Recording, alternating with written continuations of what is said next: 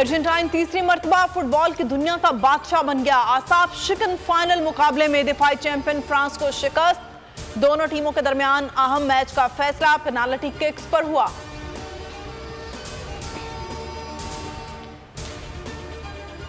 General Bajwa से जाती झगड़ा नहीं है, ये तासुर गलत है कि इक्तदार में आकर उनके खिलाफ कार्रवाई करेंगे। एहतसाब उनका होगा जो खुद को कानून से बालातर समझते हैं।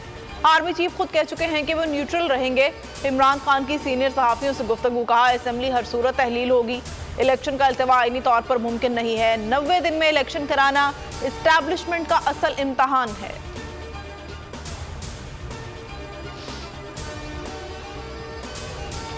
और क्या परवेज इलाही ने उड़ान भरने की तैयारी कर ली? कहते हैं इमरान खान ने कहा असेंबली तोड़ो, हमने फौरी हामी भर ली। इमरान खान को 3 माह पहले कहा जनरल बाजवा हमारे और आपके मोहसिन हैं, उनके खिलाफ कोई बात नहीं करनी। कल जब खान साहब जनरल बाजवा के खिलाफ बात कर रहे थे तो मुझे अच्छा नहीं लगा।